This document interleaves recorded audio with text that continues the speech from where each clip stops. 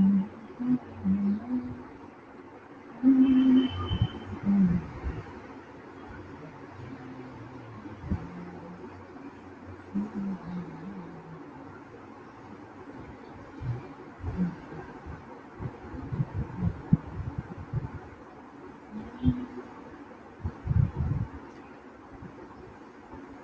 Everyone, હાય, કેમ છો બધા? મજામાં?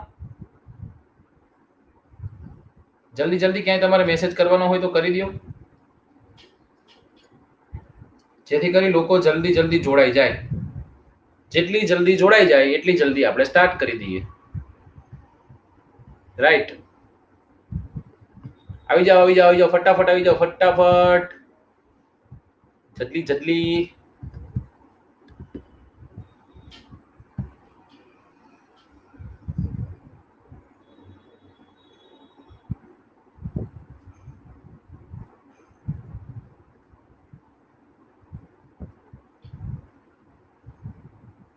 ચાલો ચાલો ચાલો ચાલો ચાલો ચાલો, એકદમ મસ્ત છું. જો તમે બધા કેમ છો?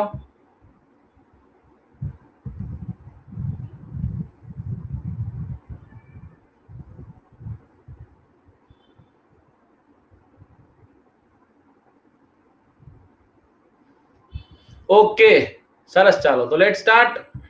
મજા મજા મજા, એકદમ મોજમાં છું. તમે બધા મજા છો તો હું મજામાં છું. ચાલો તો લેટ સ્ટાર્ટ ટુડેઝ સેશન. આજના સેશનમાં હું અભિજીત સિંહ ઝાલા આપ સર્વે વિદ્યાર્થી મિત્રોનું હાર્દિક સ્વાગત કરું છું. આજે આપણે સાહિત્યની સફરે નીકળ્યા છીએ. એ જ સાહિત્યમાં આપણે આગળ વધવાનું છે. જેટલા પણ છોકરાઓ નવા જોડાણા છે એ બધા જ છોકરાઓનું દિલથી વેલકમ. જે છોકરાઓ જૂના છે એ લોકોનું પણ દિલથી વેલકમ. જેટલા જોડાયા છો છેક સુધી રહેજો, કંઈક નવું જાણવા મળશે, કંઈક સમજવા મળશે. તમને કંઈક કામ લાગે એવું હોય તો આ વર્કને શેર પણ કરતા રહેજો. આજે સવારે એક લેક્ચર હતો અને એ હતું ગુજરાતની જીઓગ્રાફી મેરેથોન, અને એ હતો 12મા નંબરનો લેક્ચર. રાઈટ, પણ ભૂલ શું થઈ ગઈ હતી આ લેક્ચરમાં? એ ભૂલ થઈ ગઈ હતી કે ઉપરથી જ તે આ લેક્ચર જે છે આ લેક્ચર પ્રાઇવેટ થઈ ગયો હતો. શું થઈ ગયો હતો? પ્રાઇવેટ થઈ ગયો હતો. પ્રાઇવેટ લેક્ચર થઈ જાય એટલે શું થાય?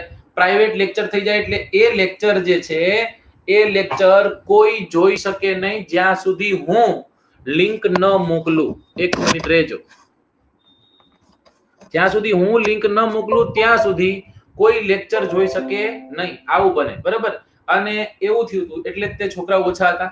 પણ ઓછા છતાં પણ નહીં કહીએ, છતાં પણ આપણે ઓછા નહીં કે એનું કારણ છે. છતાંય અત્યારે મેં હમણાં જોયું તો 1.2 કે એ તો પહોંચી ગયો છે. બરાબર બરાબર, તો 1200 છોકરાએ તો છતાં પણ જોઈ લીધો છે આ લેક્ચરને. પ્રાઇવેટ હોવા છતાં આટલા બધા છોકરાઓએ જોઈ લીધો છે. મને એમ હતું કે તમે લોકો હવે નથી આવતા એવું મને લાગ્યું, પણ એવું નહોતું. બરાબર, તો ફટાફટ પાછું જે મારે લેક્ચરની સ્લાઇડ ને પીપીટી બધું રેડી કરવાનું હતું બધું રેડી કરી નાખ્યું અને જલ્દી તમારી સામે ઊભો રહી ગયો છું આજે. હવે આજના લેક્ચરની આપણે વાત કરી, જેના લગ્ન છે એના ગીત ગઈએ. એની પહેલા કહી દઉં, કાલ એટલે કે બુધવાર. બરાબર ને? કાલ એટલે કે બુધવાર. બુધવાર એટલે 360. શું 360? 360 માં મળીએ છીએ ને આપણે. બુધવારના દિવસે આપણે 360 માં મળીએ છીએ. જે છોકરાઓ નવા છે, જે લોકોને ખબર નથી, તો એ લોકો માટે આ છે કે કાલના જે સાહિત્યકારો રહેશે એમાં સુરેશ દલાલ, મકરંદ દવે, કેકા શાસ્ત્રી અને રણમલ સોની, આટલા લોકો જે છે, આટલા 4 સાહિત્યકારો વિશે આપણે કાલે વાતો કરીશું. ટૂંકમાં કહેવાનો અર્થ એ છે કે આ અઠવાડિયામાં આપણે સાહિત્યકારો જે છે એ સાહિત્યકારો ખતમ કરવાનો પ્રયત્ન કરીશું. જેટલી જલ્દી ખતમ થઈ જાય એટલી જલ્દી આપણે સાહિત્યકારો આપણે ખતમ કરી દેવા છે. બરાબર? કદાચ તમે સાહિત્યકારોથી થાક્યા હશો, હું પણ સમજી શકું. કદાચ એવું બને કે એક સાથે આટલું બધું ક્યારેય એક સાહિત્યકારમાં વાંચ્યું ન હોય, જોયું ન હોય, તો કદાચ તમને નવું લાગતું હોય, તો પણ એ તમારા માટે જ હતું. એનું કારણ હતું તમારે પછી જિંદગીમાં કોઈ દિવસ વાંચવાની જરૂર ન પડે. મતલબ કે આ ક્વેશ્ચન્સ છે, આ ક્વેશ્ચન્સમાં તમને એટલું બધું મળે કે કોઈ પણ ક્વેશ્ચન પૂછાય ને તમને આવડે. બરાબર? હા વિશ્વરાજસિંહ, 2:30 વાગે લેક્ચર છે. 2:30 વાગે લેક્ચર છે. એની લિંક જે છે લિંક મેં મૂકી દીધી છે. છેલ્લે હું એ લિંક અહીંયા પણ મૂકી દઈશ. અહીંયા પણ એ લિંક જે છે એ લિંક મૂકી દઈશ. ચાલો, તો 300 છોકરાઓ જોડાઈ ગયા છે. ઘણા આટલા તો હવે આ રેગ્યુલર થઈ ગયા. આટલા તો 300 છોકરા આવે જ છે. અને 300 છોકરા જે હું મગજમાં બેસાડીને બેઠો છું કે 300 આવશે. તો ચલો હવે આપણે આપણા સેશનની શરૂઆત કરી દઈએ. તો જો અભિજીતસિંહ ઝાલા મારું નામ છે. લેટ્સ ક્રેક ગુજરાત એક્ઝામના પ્લેટફોર્મ પર આપણે ભેગા થઈએ છીએ અને ત્યાં આપણે વાતો શેની કરીએ છીએ? ત્યાં આપણે જીઓગ્રાફીની વાતો કરીએ છીએ અને એ જીઓગ્રાફીની વાતોમાં આપણે ગુજરાતની જીઓગ્રાફીનું મેરેથોન ભણાવી રહ્યા છીએ. એટલે કે ગુજરાતની સંપૂર્ણ જીઓગ્રાફી ત્યાં ખતમ થવા જઈ રહી છે. ઓલમોસ્ટ હાફ જે છે એ ડન એન્ડ ડસ્ટેડ થઈ ગયું છે, ખતમ થઈ ગયું છે. બાકીનું જે છે એ પણ હું તમને ત્યાં ખતમ કરાવી દઈશ. મારી વાત કરો તો મારો એક્સપિરિયન્સ જે છે જીઓગ્રાફી અને કલ્ચર ક્ષેત્રનો મેઇન છે. છેલ્લા 5 વર્ષથી હું જીઓગ્રાફી અને કલ્ચર જેવા વિષયો ભણાવું છું. આની સિવાય પણ ઘણા બધા વિષયો છે જે વિષયો હું તમને ભણાવું છું. એ પૈકીનો વિષય એક સાહિત્ય જે છે આજે તમારી સામે છે, બરાબર. એની પછી કદાચ જો મજા આવશે તો વિજ્ઞાન પણ લઈને આવીશ. આ 2 વિષયો જે છે આ 2 વિષયો તમને હું ભણાવીશ, હું તમને સમજાવીશ. ચલો, ગુજરાત 360 નું પ્લેટફોર્મ છે. જે છોકરાઓ નથી જોડાયા એ લોકો માટે છે. તમારે લોકોએ જોડાઈ જવાનું છે. અહીંયા આપણે વાત કરી રહ્યા છીએ ગુજરાતના જિલ્લાઓની. કેની વાતો કરી રહ્યા છીએ? ગુજરાતના જિલ્લાઓની. અને એ ગુજરાતના જિલ્લાઓ આપણે એકદમ ઊંડાણથી સમજી રહ્યા છીએ. બરાબર, કે જેમાં આપણે એનો ઇતિહાસ, એનો વારસો, એનો ભૂગોળ, એનો અર્થશાસ્ત્ર, એનો બંધારણીય ઇતિહાસ બધું જ આપણે ત્યાં સમજી રહ્યા છીએ. રાઈટ? તો one stop solution for every single thing related to Gujarat. જય ગરવી ગુજરાત. તો એ આપણે ભણવાના છીએ. હવે વાત કરી દઈએ થોડીક અનએકેડમીના સબસ્ક્રિપ્શનની. જેને લેવું છે એને સાંભળવાનું, જેને નથી લેવું કાન બંધ કરી દે. આવી રીતે મારજે, ખાલી આમ બાસ સંભળાય છે તમને, એમ થશે. કરો. ચલો, તો અનએકેડમીની એપ્લિકેશન તમારે ડાઉનલોડ કરવાની, ઇન્સ્ટોલ કરવાની. બરાબર. પછી તમારે તમારું નામ નાખવાનું, તમારો નંબર નાખવાનો, તમારું ઈમેલ એડ્રેસ નાખી દેવાનું અને કન્ટિન્યુ કરવાનું. આમાં તમારા ઘરનું એડ્રેસ નથી, ઈમેલ એડ્રેસ માંગ્યું છે. બરાબર. પછી જે તમને ઓટીપી આવે, વન ટાઈમ પાસવર્ડ અહીંયા નાખી દેવાનો. અહીંયા નાખો એટલે સબમિટ થશે ને તમારા ખાતામાં બધા પૈસા કપાઈ જશે. ના, એવું નથી. તમે જે છે એ તમે અનએકેડમીમાં તમે જોઈન થઈ જશો. કહેવાનો મતલબ એમ છે, અહીંયા યુપીએસસી નથી કરવાનું. અત્યારે કવિ બિન સચિવાલયમાં હોય તો એ યુપીએસસી તરફ ન જવાય. અહીંયા ગોલ જીપીએસસી સિલેક્ટ કરજો. બરાબર, નકર હેરાન થઈ જશો. સ્પેશિયલ ક્લાસ અને પ્લસ ક્લાસ 2 ઓપ્શન છે. સ્પેશિયલ ક્લાસ એકદમ ફ્રીમાં હોય છે. અહીંયા શું હોય તો અહીંયા ક્વેશ્ચન આન્સર સ્વરૂપે છોકરા જે ફેકલ્ટીઝ છે એ ભણાવતા હોય છે. હું અહીંયા પણ તમને થિયરી કરાવવાનો હતો, પણ તમે ક્વેશ્ચન આન્સર જે છે એ ક્વેશ્ચન આન્સર માટે બરોબર છો, મને એવું લાગે છે. તો પ્લસ જે છે એ પ્લસ પેડ સબસ્ક્રિપ્શન છે. કેવું છે? પેડ, કે જ્યાં માત્ર ને માત્ર થિયરી કરવામાં આવે. બધા જ વિષયની થિયરીઓ જે છે એ થિયરીઓ ત્યાં થતી તમને જોવા મળશે. એટલે તમારે લોકોએ જો થિયરી ભણવી હોય બધા વિષયોની, તો તમારે પ્લસ સબસ્ક્રિપ્શન લેવું જરૂરી છે. બરાબર, તમારે પ્લસ સબસ્ક્રિપ્શન લેવું જરૂરી છે જો તમારે થિયરી કરવી હોય તો. નો કરવી હોય તો ઇટ્સ ઓકે, ક્વેશ્ચન આન્સરમાં જવું હોય ક્વેશ્ચન આન્સર તમે કરી શકો. અહીંયા કોન્ટેક્ટ નંબર દીધો, સબમિટ દઈ દીધું. આ ઊંધું થઈ ગયું. ચલો, ગેટ સબસ્ક્રિપ્શન માં ગયા, તમારું ઈમેલ એડ્રેસ વેરીફાઈ કરશો તો તમે કોમેન્ટ કરી શકશો, નકર તમે કોમેન્ટ કરી શકશો નહીં. ઓકે, ચલો. 1 મહિનાથી લઈ અને 24 મહિના સુધીનું સબસ્ક્રિપ્શન છે. 1 અડે 1, 3 અડે 3, 6 અડે 6. સાહેબ નથી આવડતું? ના, એવું નથી. 12 અને પછી 24, મતલબ કે 3, બરાબર. 3 દુને 6, 6 દુને 12, 12 દુને 24, એવી રીતના વધતા જાય છે. અને 24 મહિનાનું સબસ્ક્રિપ્શન તમારે લેવું હોય તો એ 24 મહિનાનું સબસ્ક્રિપ્શન 8,400 રૂપિયામાં પડે. સાહેબ મોંઘા છે, સસ્તું કરી દો. આપણે અહીંયા રીંગણા બટાટા વેચવા નથી બેઠા, પણ છતાં 10% આપે જ છે. બધાના કોડથી 10% તમને મળે. તમને જે સાહેબ સારા લાગે કે સાહેબ આ સાહેબ સારા ભણાવે છે, મને આ સાહેબ સાથે વધુ મજા આવે, આ મેડમ સાથે મને વધુ મજા આવે, એનો કોડ યુઝ કરવાનો. અભિજીતસિંહ ઝાલા નથી વ્યવસ્થિત લાગતા, ડોન્ટ યુઝ માય કોડ. જો હું તમને સારું લાગુ છું તો મારો કોડ યુઝ કરજો. આપી દઉં કોડ છે એસપી ઝાલા. કયો કોડ છે? એસપી ઝાલા. આ યુઝ કરશો 10% નું ડિસ્કાઉન્ટ તો મળશે જ તે. સાહેબ જવાબદારી અમારી પછી એ બની જાય કે તમને મારે ગાઈડ કરવાના થઈ જાય. બધું જ ગાઈડન્સ છે મારે તમને દેવાનું. મતલબ કોણ દેશે તમને? હું આપીશ. સમજાય છે ને? એટલા માટે બરાબર એક કોડ આપી અને છૂટી જવાની વાત છે નહીં. કોડ આપી અને છૂટી પણ જતા હોય છે. અને ઘણા બધા છોકરાઓ મારી પાસે એવા જોડાણા છે કે સાહેબ તમે અમને ગ્રુપમાં એડ કર્યા, બાકી મેં જેનો કોડ યુઝ કર્યો છે ને એને કોઈ દી હાચે ખોટે એવું નથી પૂછ્યું તમે કેમ છો એમ. બાકી અમે તમારો કોડ યુઝ નથી કર્યો છતાંય તમે અમને ટાસ્ક આપો છો અને અમારી માટે મહેનત કરો છો. તો એક સારા શિક્ષક, સાચા શિક્ષકની એ એક ફરજ છે. અને કદાચ કોડ યુઝ ન કર્યો હોય તોય તમે ફોન કરો છો તો એમ નથી કહેતો કોડ યુઝ કર્યો ના તો મૂકી દો, એમ નથી કહેતો. સમજાય ને? કોડ યુઝ નથી કર્યો તો પણ વેલકમ. કોઈ પણ જાતની ક્વેરી હોય, કોઈ પણ જાતના પ્રોબ્લેમ હોય, તમે મને કોલ કરજો. હું ફ્રી હઈશ તો ઉપાડીશ, નહીં ફ્રી હોય તો હું તમને જવાબ આપીશ ક્યારેક જ્યારે ફ્રી હઈશ ત્યારે. ઓકે, ચલો ડન. ત્યાંથી આગળ વધીએ આપણે. એપ્લાય થઈ ગયું, 10% ડિસ્કાઉન્ટ મળી ગયું. એસપી ઝાલા યુઝ કર્યો તો પછી તમારી પાસે ક્રેડિટ, તમારે પેમેન્ટના ઓપ્શન છે. ખાલી આટલું કરીને નહીં, પેમેન્ટ એ કરવું પડશે ને કવિને, તો જ કવિ દેખાશે. Debit card, credit card, EMI, UPI, wallet થી, નેટ બેન્કિંગ થી, જે ઠીક લાગે એનાથી કરી શકાય. તમને ઠીક લાગે એનાથી તમે કરી શકો. ડેબિટ કાર્ડ થી કરવું હોય તો HDFC નું ડેબિટ કાર્ડ છે, એમાં પણ EMI થઈ જાય છે. ક્રેડિટ કાર્ડમાં EMI, ડેબિટ કાર્ડમાં EMI, પણ HDFC નું ભારે કંપનીનું હોવું જોઈએ. બજાજ ફાઇનાન્સ નું ઘણા છોકરાને નહોતી ખબર પડી, હવે ખબર પડી હશે. બજાજ ફાઇનાન્સ માંથી થઈ જાય છે, યાદ રાખજો. તમારી 35,000 ની લિમિટ હોય ને તો તમે 5-7 જે કરીએ કોઈ 7 સબસ્ક્રિપ્શન કરી શકો. તો તમારા મિત્રને કહી દેવાનું, તારે મારામાં હપ્તો નાખી દેવાનો, હું તને સબસ્ક્રિપ્શન કરાવી દઈશ. ઓકે, તો આવું થઈ શકે જો કરવું હોય તો. રોકડા સિસ્ટમ છે અને સાહેબ એક કામ કરો ને, રોકડા લખી લો. રોકડા લખી લો, પણ હું દઈશ નહીં.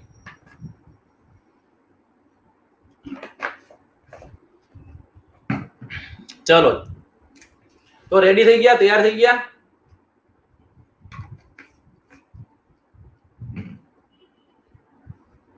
સારું, ચાલો તો લેટ સ્ટાર્ટ ટુડે સેશન. આજના સેશનમાં આપણે વાત કરીએ, પહેલા છઠ્ઠા ધોરણમાં આપણે ભણતા હતા અને એ જ છઠ્ઠા ધોરણમાં પાછા આપણે આગળ નીકળ્યા છીએ. અને એ છઠ્ઠા ધોરણનો એકમ નંબર 4 આવતા ને, 1 2 3 4 5 6 7 8 એવી રીતના એકમ નંબર 4. આ એકમ એટલે પાઠ. આ પાઠમાં તમને ખ્યાલ છે કે પાઠમાં રવિશંકર મહારાજ વિશે વાત થઈ છે અને પાઠનું નામ પણ છે રવિશંકર મહારાજ. કોણ છે? રવિશંકર મહારાજ. લખ્યું છે કોને? તો કે ધીરુભાઈ પરીખે. બરાબર. સૌથી પહેલી લાઈન વાંચો ને તો પહેલી જ લાઈનમાં એવું લખેલું છે, મુખ્ય સેવક અને રવિશંકર મહારાજ. પાછું એવું કટાશ કર્યો છે, તો મહારાજ થોડા સેવક હોઈ શકે, પણ છે ને એક સેવક જેનું નામ છે રવિશંકર મહારાજ. એવી રીતના આખો પાઠ જે છે, પાઠની શરૂઆત થાય છે. રવિશંકર મહારાજ વિશે બધી જ ડિટેલ જે છે ખૂબ સારી એવી આમાં આપેલી છે. બરાબર. હવે વાત કરીએ ધીરુભાઈ નું, તો ધીરુભાઈનો જન્મ જે છે ઈસવીસન 1933 માં થયો હતો, જેમનું નામ છે ધીરુભાઈ ઈશ્વરલાલ પરીખ. શું નામ છે? ધીરુભાઈ ઈશ્વરલાલ પરીખ. ક્યાં? વિરમગામમાં પોતે જન્મેલા છે. અલગ અલગ બધા જ સાહિત્ય ક્ષેત્રમાં પોતે થોડુંક ને થોડુંક તો પ્રદાન આપેલું છે. કવિતા છે, વિવેચન છે, અનુવાદ છે, સંપાદન છે. આ બધા જ ક્ષેત્રમાં પોતે પોતાની કલમ જે છે એ કલમ ભીની કરેલી છે એક વખત. ઓકે. હવે કુમાર અને કવિલોક, આ જે સામાયિકો જે છે એ બેસ્ટ સામાયિકો એક સમયના, એના પોતે તંત્રી રહી ચૂક્યા છે. કુમાર અને કવિલોકના તંત્રી તરીકે રહી ચૂક્યા છે. વિધાનાત્મક પ્રશ્નમાં પ્રશ્ન પૂછે કે ધીરુભાઈ પરીખ વિશે નિમ્નલિખિત વિધાનો તપાસો, એમાંથી અયોગ્ય પસંદ કરો. 1. ધીરુભાઈ નો જન્મ વિરમગામ ખાતે થયો હતો. 2. ધીરુભાઈ જે છે એ કુમાર અને કવિલોક જેવા સામાયિકના તંત્રી હતા. Option C. ધીરુભાઈ જે છે એ હકીકતમાં ધીરુભાઈ અંબાણી તે. Option D. ઉપરના તમામ સાચા છે. ઓપ્શન સી ખોટું છે સાહેબ. ધીરુભાઈ અંબાણી નહીં, અને એ ધીરુભાઈ નહીં, એ વાળા જીઓ વાળા નહીં. બરાબર. તો યાદ રાખવાનું છે. એમના છપ્પાના સંગ્રહો જે છે એ છપ્પાના સંગ્રહો પણ ખૂબ પ્રસિદ્ધ થયા હતા, અને એ છે અંગ 25. તો 25, 25, 32, 32, 72, 72 આવું આપણે વાત કરી હતી ક્યાંક. હવે પાછી 25 આવી છે, પણ અંગ 25 શબ્દ આવે એટલે આંખ અને કાન બધા સાચા રાખવાના, સામે રાખવાના, કહી દેવાનું કે આ તો ધીરુભાઈની વાત છે. અંગ 25 છપ્પા સંગ્રહ ધીરુભાઈ નો છે. ધીરુભાઈ અંબાણી નહીં, ધીરુભાઈ પરીખ. ફરી એક વખત કહું છું. ત્યારબાદ છે હાઈકુ, જાપાનથી આવેલું ને. આ હાઈકુ જે છે એ હાઈકુમાં આગિયા, આ એમનું નોંધપાત્ર પ્રકાશન છે. ઓકે. સાથે સાથે બીજી વાતો કરી તો શબ્દ સમજૂતી. હવે આ પાઠના શબ્દ સમજૂતીની વાત કરી તો પહેલો જ શબ્દ મુખ સેવક. મુખ સેવકનો મતલબ શું થાય? બરાબર. જાહેરાત કે પ્રસિદ્ધિ, પ્રશંસા ઈચ્છા વગર ચૂપચાપ સેવા કરે, એને ઢંઢેરો ન પીટે, ફોટા ન પડાવે, સમજાઈ ગયું ને? એવી રીતના કામ કરે. સરકાર જે છે, સરકાર કામ કરે, મોટા મોટા હોર્ડિંગ્સ લગાવે. જો કે સરકાર સાચા છે, સરકારને એ દેખાડવું પડે કે ભાઈ અમે અહીંયા સુધી પહોંચ્યા છીએ, એમને જાહેરાત કરવી જરૂરી છે. પણ ઘણા લોકો એકદમ સાયલેન્ટલી વર્ક કરતા, કોઈને ખબર ન પડે એવી રીતના કામ કરતા હોય, સમજાય? તો આ એવાની વાત છે કે જે ઢંઢેરો ન પીટે, જાહેરાત ન કરે અને શાંતિથી એકદમ કામ કરી જાય, એને મુખ સેવક કહેવાય. પ્રશ્ન પૂછાય, મુખ સેવક પૂછાઈ શકે 100%. જરા પણ એવો વેમ ન રાખતા કે ન પૂછાય, પૂછાય. આમાંથી બધા જ સમજવા જેવા છે. બિરુદ એટલે શું? બિરુદ બધાને ખબર છે. કદર રૂપે લોકોને આપેલું નામ કે ઉપનામ, જેને બિરુદ કહેવાય. બરાબર. જેમ કે તમે મને કહો છો ને, તમે મને શું કહો છો? તમે મને એમ કહો છો અભિસર. બરાબર. હવે આ અભિસર જો કે બિરુદ નો થયું, પણ એક મારું તો નાનકડું એવું નામ થઈ ગયું, શોર્ટ નેમ કહી શકીએ. પણ સાહેબ મને ભૂગોળ આવડતો હોય, તમે એમ કહો કે ભૂગોળ વેતા. બરાબર ને? નો આવડે એટલે બધાને કરતા વેતી ના. એ ભૂગોળ વેતા એટલે હકીકતમાં મને ભૂગોળનો કે એક ટકોય નહીં આવડતો, એટલું મોટું ભૂગોળ છે. એટલે જરા પણ વેમમાં ન રહેતા કે મને જબરું ભૂગોળ આવડે છે, મને કાંઈ નથી આવડતું. યાદ રાખજો એ વાત. ચલો, ત્યારબાદ બિરુદની વાત થઈ. પછી છે નાનપ. નાનપ એટલે હીનતા. નાનપ એટલે નાનપ. હીનતા ભર્યું કામ કરો એટલે શું નાનપ કર્યું તે શું કર્યું નાનપ કર્યું તે તમે નાનપનો મતલબ તમે એમ વિચારશો કે નાનું કે છે બરાબર આમ જોઈએ તો નાનું થઈ શકે પણ એક્ઝેક્ટ નિયર બાય સમાનાર્થી જે છે એનો થાય હિનતા શું થશે હિનતા થશે બરાબર ત્યારબાદ વિલાયતી વિલાયતી એટલે શું પરદેશી પરદેશી બનાવટને આપણે શું કહીએ વિલાયતી બરાબર પરદેશમાં કોકનો જન્મ થયો હોય એને આપણે જે ધોળાભાઈ જે છે ધોળાભાઈ ઉપાડી આવ્યા હોય તો નથી કહેતા ઈ તો વિલાયતી લાવ્યો કેવી લાવ્યો વિલાયતી લાવ્યો મતલબ કે બહારમાં બનેલી લઈ આવ્યો કે બહાર જે છે એ બહાર એ પ્રોડક્શન થયેલું છે એને લઈ આવ્યો પછી એને જોવા માટે આખું ગામ ન આવે આખું ગામ આવે ને વિલાયતી લાવે ધોળાભાઈ તો ધોળાભાઈ નું વિલાયતી નળિયું જોવા માટે આખું ગામ આવે આખું ગામ આવીને જોઈ ભાઈ એમાં તો છે શું વળી હે ને અને એમાં કે સાહેબ જાપાન સાઈડ ની કોઈ હોય ને એવી કોઈ ભૂરી ભૂરી લે હોય તો માનો મહેરામણ ભેગું થાય એટલે ઘરની બાજુમાં રહે બધા સમજાઈ ગયું હા તો આવું બધું બનતું હોય છે તો એ થઈ ગયું વિલાયતી તમને બધાને ખ્યાલ છે તમે તો હોશિયાર છો તો નાનકડી વાત કરી મેં ત્યારબાદ કાચું પોચું એટલે ડરપોક થશે શું તું કાચો પોચો છો સાવ એટલે કે શું સાવ ડરપોક છો સમજાઈ ગયું ને કાચું પોચું નો મતલબ શું થશે ડરપોક થશે શું થશે ડરપોક નિર્ભય એટલે શું નિર્ભય એટલે તો નિડર બધાને ખબર છે નિર્ભય જે છે ભય નિર્ભય બરાબર નિર્ભય નો મતલબ ડર વિનાનું કેવું ડર વિનાનું ભય એટલે ડર વાળું ડર ભય એટલે ડર થાય નિર્ભય નો મતલબ શું થાય નિડર થાય શું થાય નિડર થાય ઓકે ડન એક વખત મારો થંભ ઓકે ચલો ત્યારબાદ કોતર બધાને ખબર છે કે નદી કિનારે જે બખોલો હોય જે ઓલી કોતરો કરી હોય નદી એ કોતર ત્યારબાદ ગરનાળું નથી કહેતા કે ત્યાંથી જતા હતા ને તો ગરનાળામાં પડ્યા તમારા ભાઈ છે ને ત્યાં જતા હતા આમ કે આમ ફર્યા ને તો ગરનાળામાં પડ્યા પછી તો બે બેનું ઉભા કર્યા એમને અને બે બેનું ઉભા કરતા હું જોઈ ગઈ ને પછી બે બેનું મેં ચોટલા જાલીને જોડી બરાબર તો એ ગરનાળું કહેવાય શું કહેવાય ગરનાળું કે જે જગ્યાએથી પાણી વહી જાય છે તે માટે બાંધેલો સાંકડો માર્ગ એટલે કે ગરનાળું એ ગરનાળામાં પડતો નહીં આપણે કહેતા હોઈએ છીએ ચાલો છાતી સમૂહ એટલે છાતી સરખું કેવું છાતી સરખું છાતી હમાણું પાણી હતું ખાસ કરીને આ તળપદો શબ્દ છે સુરેન્દ્રનગર ભાલ એ પંથક વચ્ચેનો જે વિસ્તાર છે સૌરાષ્ટ્ર અને તળ ગુજરાત બેને ભેગો કરતો જે વિસ્તાર છે ત્યાં આ હમાણું શબ્દ બહુ વપરાય શું સમાણું એટલે સરખું નથી કહેતા માં હમાણી નો દેતો માં હમાણી નો દેતો એટલે કે માં ઉપર ગારો નો દેતો સમજાઈ ગયું ને અરે માં હમાણી જાય છે માં હમાણી માં ઉપર ગારો બોલે છે મને એમ તો હમાણું એટલે સરખું હે ને હા છાતી હમાણું પાણી હતું ક્યાં પાણી હતું અરે એને તો ડોક હમાણું પાણી હતું અરે એને તો માથોડા પાણી હતું કેટલું એક માથું ડૂબી જાય એટલે શું કે માથોડા એક માથોડા પાણી હતું કરો આ કરો નો મતલબ પણ નથી ખબર પડતી કરો એટલે શું થાય કરો એટલે ઘરની બાજુની જે ભીંત છે ને એને કરો કહેવાય શું કહેવાય એને કરો કહેવાય પાછળ હોય એને પછી જ કહેવાય શું કહેવાય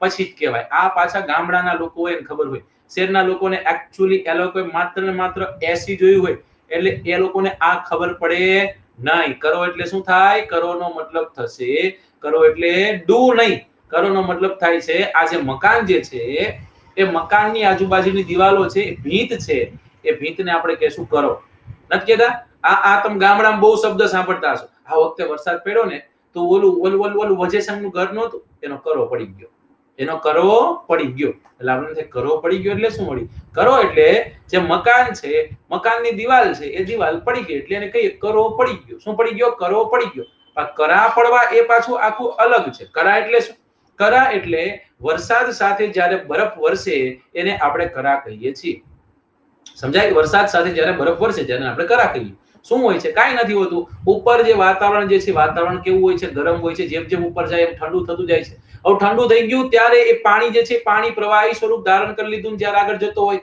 વચ્ચે કોઈ ઠંડો વિસ્તાર આવે તે પાણીનું ફોરું જે છે પાછું કેવું બની જાય બરફ બની જાય અને પછી પડે એકદમ માથામાં વાગે સમજાય ને તો આને કહેવાય કરા પડ્યા શું કહેવાય કરા પડ્યા અને આને હાંચવીને તમે રાખો ને તો કેન્સર નો રોગ વયો જાય આવું નાના હતા ને ત્યારે આમ કહેતા પછી જોવા મળ્યું એવું કઈ નથી અઠિયાત મારતા નકર ચલો તો આ શબ્દ સમજૂતી જે છે એ શબ્દ સમજૂતી આપણને ખબર પડી ઓકે ચલો જો સાહેબ સમય નથી મળ્યો એટલે કઈક આ પીપીટી અસ્તવ્યસ્ત ગોઠવાયેલી છે નીચે તમે ક્યાંય નહીં જોવો કે એસપી ઝાલા કોડ યુઝ કરતા તમને 10% નું ડિસ્કાઉન્ટ મળશે બરાબર તો આનો મતલબ ચોખ્ખો તમે સમજી શકો કે ચલો મૂકો લપને આગળ વધીએ પહેલો ક્વેશ્ચન તમારી સામે છે I hope you all guys are ready 303 જણા છો 303 છોકરાઓ તમે તૈયાર છો બરાબર 303 તમે તૈયાર હશો અને 303 આમાં જેને જવું હોય વ્યાજ છો બરાબર કશો વાંધો છે નહીં જે લોકોને રહેવું છે જે લોકોને સમજવું છે એ લોકો માટે છે ઓકે ચાલો હવે મને એક બે હવે અહીંયા કદાચ પ્લસમાં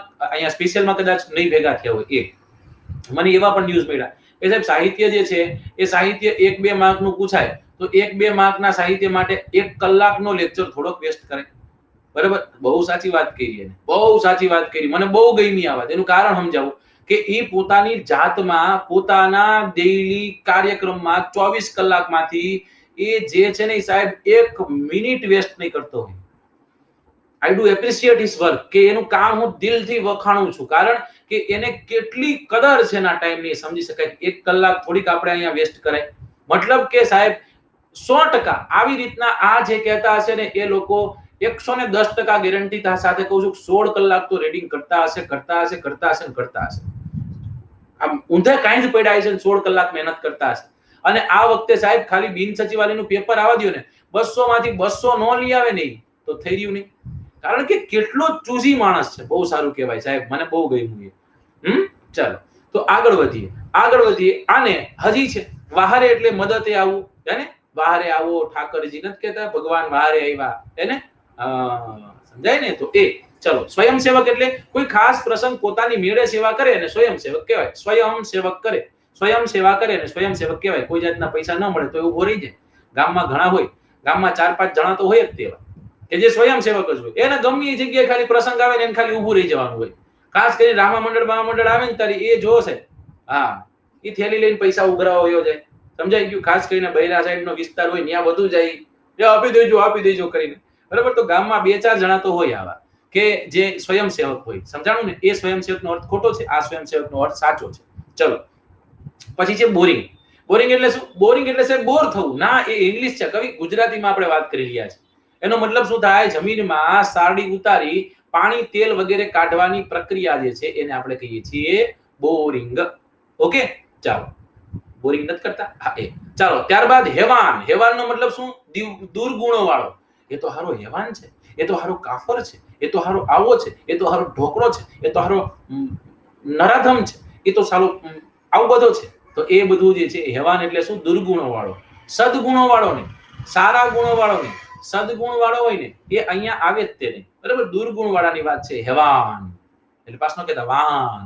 એનો સમાનાર્થી શબ્દ શું થાય? તો કે વાન હેવાન. વાન ઉડી ગયા, હે વૈદા, હે રામ, આમ કરી નાખતા નહીં.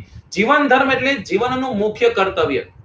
સમજાઈ ગયું ને? ભણાવવું એ મારો જીવન ધર્મ છે. મતલબ કે જીવનનું મુખ્ય કર્તવ્ય છે. બધાના પોતપોતાના અલગ અલગ જીવન ધર્મ હોય અને એ જીવન ધર્મ જે છે એ જીવન ધર્મ આર્યો અહીંયા જે જીવન ધર્મનો મતલબ શું? જીવનનું મુખ્ય કર્તવ્ય. જીવનનું મુખ્ય કર્તવ્ય એટલે જીવન ધર્મ. ચલો તો તૈયાર છે? હવે બધા તૈયાર હશો? હવે પહેલો ક્વેશ્ચન તમારી સામે મૂકું છું, એ છે ઉષ્ણ. અરે બાપ રે બાપ, હજી છે રૂઢિપ્રયોગના અર્થ. જોતરાઈ જવું નો મતલબ શું? કામ ચોરી વિના કામે લાગવું. બરાબર, દિલ દઈને એટલે ખૂબ ઉત્સાહ અને ધગસથી.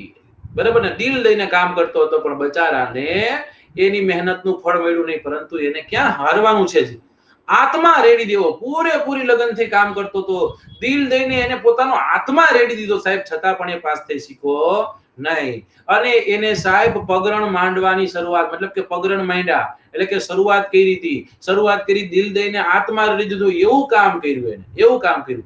માથે ઉપાડી લેવું એટલે જવાબદારી લઈ લેવી. છેલ્લે એને બધે એનું પોતાના આખા ઘર જે છે આખા ઘરને માથે ઉપાડી લીધું. માથે લેવું પાછું અલગ છે કે તમે તો આખું ઘર માથે લીધું છે, મતલબ કે ઘરને અસ્તવ્યસ્ત કરો છો તમે.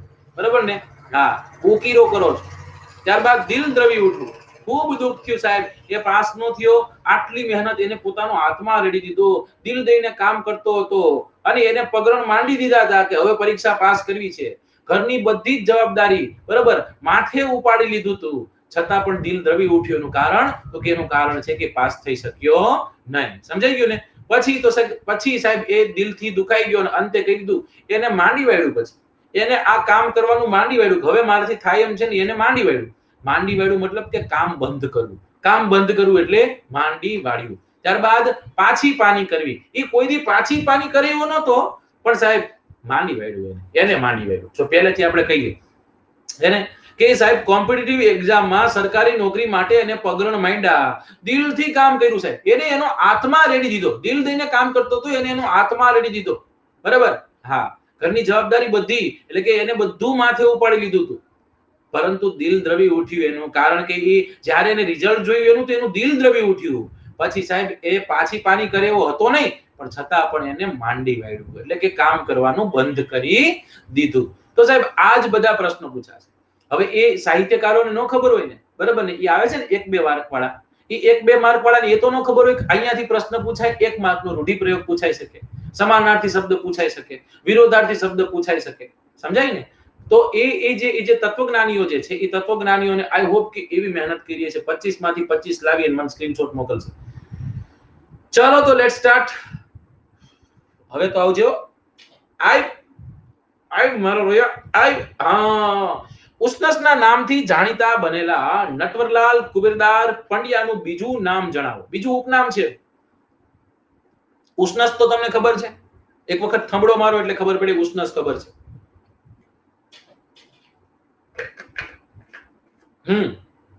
ઉષ્ણસ તમને ખબર છે.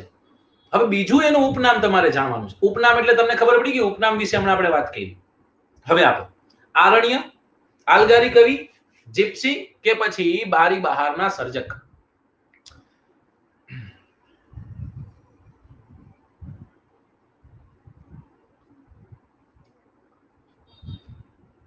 ચલો 42%, 41%, 41% લોકો સાચા આન્સર ભણી જઈ રહ્યા છે. ભણી એટલે તરફ જવું, યાદ રાખજો. શું ભણી એટલે તરફ? આ બધા શબ્દો ક્યાંક ને ક્યાંક મગજમાં ચલાવતા જજો, કામ લાગશે તમને. જેમ કે મોર એટલે પાછળ થાય, શું મોર એટલે આગળ થાય. મોર એટલે શું થાય? આગળ થાય. તો સૌથી મોર કોણ છે? અને એ છે ભૂમિકાબેન ગજેરા, ત્યારબાદ સાગરભાઈ છે, ત્યારબાદ શાહીનબેન છે, રાહુલભાઈ છે, રાજદીપસિંહ છે, પટેલ અંજુબેન છે, જસ્મિતા ડોડિયા છે, મેહુલભાઈ છે, અમિતભાઈ રબારી છે, જીનલબેન છે. તો આ આપણા ટોપ 10 છે. આમાં પણ બહેનોની સંખ્યા વધુ છે અને આને આપણે અરણ્યકના નામે પણ ઓળખીએ છીએ. ઉષ્ણસનું બીજું ઉપનામ અરણ્યક છે. અલગારી કવિ કોને કહેવામાં આવે છે? મકરંદ દવેને. કોને? મકરંદ દવેને આપણે શું કહીએ છીએ? અલગારી કવિ. બરાબર. જીપ્સી એટલે કિશનસિંહ ચાવડા. કિશનસિંહ ચાવડાને આપણે જીપ્સી કહીએ છીએ. કિશનસિંહ ચાવડા એટલે જીપ્સી. ડન. અને હવે આવ્યા બારી બહારના સર્જક, અને આને આપણે પ્રહલાદ પારેખને કહીએ છીએ. કોને?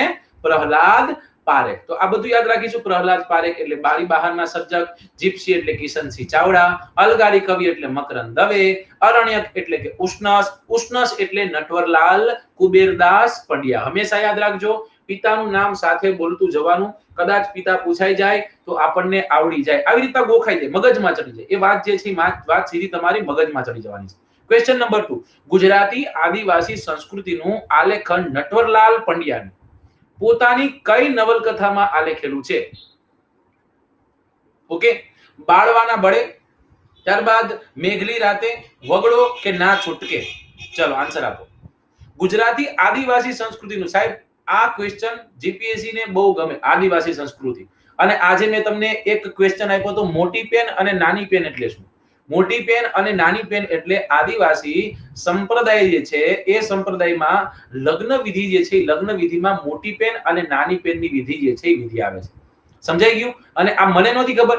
કોઈ એક સ્ટુડન્ટે મને એક નાનકડો એવો લેખ મોકલ્યો હતો અને એમાંથી મને મળ્યું હતું. તો તમને આવું કઈ, તમને તમારી પાસે કઈ એવી ડિટેલ હોય જે મને નથી ખબર, મને મોકલજો. તમે મારા ગુરુ થઈ જશો એ સમય પૂરતા. બરાબર. કારણ કે life is a learning process. હંમેશા તમે કંઈક જાણો છો, જોવો છો, શીખો છો, માણો છો. અભિજીતસિંહ ઝાલા ડેઈલી કંઈક નવું શીખે છે, ત્યારે તમારી સામે ઉભા રહી શકે છે. બાકી હું અભિમાનમાં આવી છું, મારે જેવું કોઈ નહીં, એટલે હું પડું ઉપરથી નીચે. બરાબર ને? જેમ હમણાં પડ્યો છું એમ. પણ બિલીવ મી, હું એટલી મહેનત કરીશ ને સારી એવી કે આ 500 નહીં, અહીંયા 1000 છોકરાઓને આવવું પડે. એ મારી મહેનત હશે. ચાલો. ગુજરાતી આદિવાસી સંસ્કૃતિનું આલેખન કરતી નટવરલાલ પંડ્યાએ પોતાની કઈ નવલકથા? તો એનું નામ છે વગડો. વગડો નામની નવલકથામાં એને આદિવાસી સંસ્કૃતિનું નિરૂપણ કરેલું છે. ક્વેશ્ચન તમારી પાસે બીજા પણ છે. બાળવા ન બળે જે છે, એ બાળવા ન બળે પુષ્કર ચંદ્ર વાકરે લખેલી છે. કોને? પુષ્કર ચંદ્ર વાકરે લખેલી એક કૃતિ છે. ઓકે. ત્યારબાદ છે મેઘલી રાત. તો મેઘલી રાત મકરંદ દવેની રચના છે. કોની છે? મકરંદ દવેની રચના છે. વગડો જે છે, વગડો આદિવાસી સંસ્કૃતિનું આલેખન નટવરલાલ પંડ્યા, ઉષ્ણસ જે છે, એમની રચના છે. અને આવ્યું હવે ના છૂટકે. કયું આવ્યું? ના છૂટકે. તો ના છૂટકે જે છે, એ ના છૂટકે કોની કૃતિ છે અત્યારે યાદ નથી આવતી. લગભગ હા, પન્નાલાલ પટેલની રચના છે. કેની છે? પન્નાલાલ પટેલની રચના છે. પન્નાલાલ પટેલની રચના છે ના છૂટકે. હે ને? મળેલા જીવ. ઓકે. ચાલો આગળ વધી next question is on your screen now.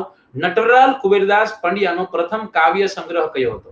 Natwarlal કુબેરદાસ Pandya એટલે કુબેરદાસ ખબરદાર બોલતું જવાનું જેથી આપણને ખબર પડી જાય. પ્રસૂન જોશી નથી, વસંત પંચમી, અસ્વસ્થ કે પછી Manomruda? Which is the right answer? Natwarlal Kuberdas પંડ્યાનો પ્રથમ કાવ્ય સંગ્રહ કયો છે? પ્રસૂન, વસંત પંચમી, અસ્વસ્થ કે પછી મનોમૃદા?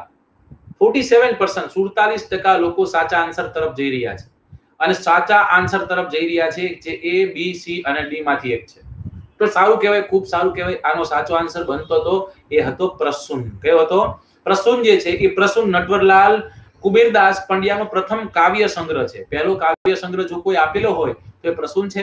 ભાવિકા ગજેરાની ખ્યાલ છે, ભૂમિકા ગજેરા સોરી, ત્યારબાદ વારિયા સાહિનને ખબર છે, ત્યારબાદ સાગરભાઈને ખબર છે, ત્યારબાદ રાજદીપસિંહ છે, હેતલબેન છે, ત્યારબાદ પટેલ અંજુ છે, ત્યારબાદ પટેલ છે, પછી નંદિની છે, હિના છે, રશ્મિ છે. તો રશ્મિ, હિના, નંદિની, પટેલ અંજુ, હેતલ, શાહીન, ભાવિકા ગજેરા, ભૂમિકા ગજેરા કેમ આમ થાય છે આજે? તો ટોટલ 2 છોકરાઓ જે છે એ બાંગ્લાદેશની ટીમ તરફથી છે, બાકી 8 જે છે એ ઇન્ડિયાની ટીમ તરફથી છે. બરાબર? તો બાંગ્લાદેશ વાળાને કહું છું હજી કોરબો, લોરબો, જીતબો રે બાબા. ઓકે. નટવરલાલ કુબેરદાસ પંડ્યાનો પ્રથમ કાવ્ય સંગ્રહ પ્રસૂન. હવે ખબર પડી કે પ્રસૂન છે કઈ સાલમાં રજૂ થયેલો છે? પ્રસૂન કઈ સાલમાં રજૂ થયેલો છે? 1970, 1950, 1955, 1960? આટલું ડીપમાં પૂછાવાનું છે ને આ ક્વેશ્ચન પૂછાવાની સંભાવના એકદમ નહીવત હોય.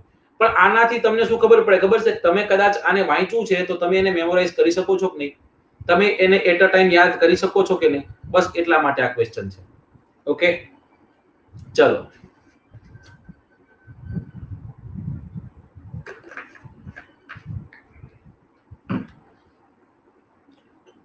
તો સાચો આન્સર જે આપી રહ્યા છે એમાં સાગરભાઈ પહેલા નંબરે છે, બીજા નંબરે રશ્મિબેન છે, હિના છે, જસ્મિતાબેન છે, બિનર રાઠોડ છે, જયપાલ ત્રાડા છે, દ્રષ્ટિ ઓઝા છે, રબારી ભાવનાબેન છે, નંદિની દેસાઈ છે, કૃતિ છે. 1 2 3 4 5 6 7 અરે બાપરે 8 9 એકમાત્ર ભાઈ. બોલો, બાંગ્લાદેશની તરફથી એક જ છે, પણ એ બાંગ્લાદેશની તરફથી જે એક જ વ્યક્તિ છે એ વ્યક્તિ પહેલા નંબરે છે. પાછું એ ધ્યાન દેવાનું. સમજાઈ ગયું ને? એટલે હજી એમનું પલ્લું ભલે આમ ઝૂકેલું રહ્યું પણ આમ હજી ઊંચું છે. બહેનો ધ્યાન દેજો, આપણે આગળ આવવાનું છે. ઉષ્ણસ અને અરણ્યક તરીકે ઓળખાતા નટવરલાલ પંડ્યાની માતાનું નામ શું? જો આમાં પાછો પહેલો પ્રશ્ન આવી ગયો. અરણ્યક તરીકે આપણે ઓળખતા. ઉષ્ણસ, અરણ્યક. કેટલા ક્વેશ્ચન થયા? ઉષ્ણસ, બીજો ક્વેશ્ચન અરણ્યક, ત્રીજો ક્વેશ્ચન નટવરલાલ પંડ્યા અને એમની માતાનું નામ શું છે? માતાનું નામ જણાવવાનું છે. લલિતાબેન ઘોડાદરા ને ખાલી લલિતાબેન, રૂપસુંદરી તો વનરાજ ચાવડો આવી ગયો, મંજુબેન કે પછી સ્નેહ પંડ્યા? કોકની વહુ કોક ભેગું ભેગી કરી દેવી નહીં હો ક્યારે. સમજાઈ ગયું ને? હા, આ તો શું થાય કે ઓલા ઘઉં કાંકરા અલગ કર્યા હોય ને એમાં તમે કાંકરામાં ઘઉં ભેગા કરી દો એવું થાય. એટલે એવું કરવું નહીં. કવિ ઉપર બેઠા એ તમને શ્રાપ દે છે એને ઉપર આકુડ વ્યાકુડ થતો એટલે મારી છે મારી એન્કર રાખે કે. સમજાઈ ગયું? ચલો, લલિતાબેન, રૂપસુંદરી, મંજુબેન કે સ્નેહલ પંડ્યા? બહુ બધા વેરિએશન્સ જોવા મળે છે. 32% લોકો એક આન્સર એ સાથે જાય છે, 15% લોકો રૂપસુંદરી એટલે વનરાજ ચાવડા સાથે જાય છે, 34% લોકો મંજુબેન સાથે જાય છે અને 18% લોકો જે છે સ્નેહલ પંડ્યા સાથે પણ જાય છે. પણ સૌથી જલ્દી સૌથી ફાસ્ટ આન્સર આપતા હોય કોઈ આજે આપણા ટોપ 10 માં બહુ બધા ચેન્જીસ જોવા મળે છે. જેમ કે આ ટોપ 10 કંઈક અલગ જ છે બીજાથી. જો રબારી ભાવના નહોતા જોવા મળ્યા, ત્યારબાદ DM તાવિયાડ એ છે, ત્યારબાદ દ્રષ્ટિ ઓઝા છે, મોના પટેલ છે, ભૂમિકાબેન છે, નિરાલી છે, રાજેશ્રી બા છે, ત્યારબાદ PSI દિનેશ છે, પોલીસ ઇન્સ્પેક્ટર દીપા લાંબા. તો લગભગ આખું આ લિસ્ટ છે ચેન્જ થયું. Don't know why. શું કામ? કેમ બન્યું? Y this Kolaveri? મંજુબેન તરફ કો ક્યુ લાગે છે? ઓકે, ચલો ડન. નેક્સ્ટ ક્વેશ્ચન, અને એ ક્વેશ્ચન છે નટવરલાલ પંડ્યાના કયા કાવ્ય સંગ્રહ માટે એક જ સાલમાં દિલ્હી સાહિત્ય અકાદમી પુરસ્કાર અને નન્હાલાલ પારિતોષિક બંને બહુ મોટા એવા પુરસ્કારો છે સાહિત્ય ક્ષેત્રે? કયા છે? તો એ તમારી સામે છે. પહેલો પુરસ્કાર જે છે એ છે સાહિત્ય અકાદમી પુરસ્કાર. કયો છે? સાહિત્ય અકાદમી પુરસ્કાર. બીજો જે છે એને આપણે કહીએ છીએ નન્હાલાલ પારિતોષિક. આ બંને મળ્યા છે. બરાબર? આ બે મળ્યા છે. કેના માટે? કઈ કાવ્ય સંગ્રહ માટે, કયા કાવ્ય સંગ્રહ માટે? Why this Kolaveri Di? આ આપણે આન્સર આપવાનો છે. વ્યાકુળ વૈષ્ણવ, ત્યારબાદ અશ્વત્ય, ત્યારબાદ પ્રસૂન અને છે મનોમૃદા. ચલો આન્સર આપો. આ અઘરું પડશે કદાચ. જે છોકરાઓ નવા જોડાય છે, છોકરાઓને કહું છેલ્લે સુધી રહ્યો, તમને મજા આવશે. હકીકતમાં તમને નવા ક્વેશ્ચન જોવા મળશે, જાણવા મળશે, તમે કોઈ દિવસ નહીં જોયા હોય એવા. અને ઓલમોસ્ટ આપણે સાહિત્યની સફર જે છે એ સફરના અંત તરફ આગળ છીએ અત્યારે.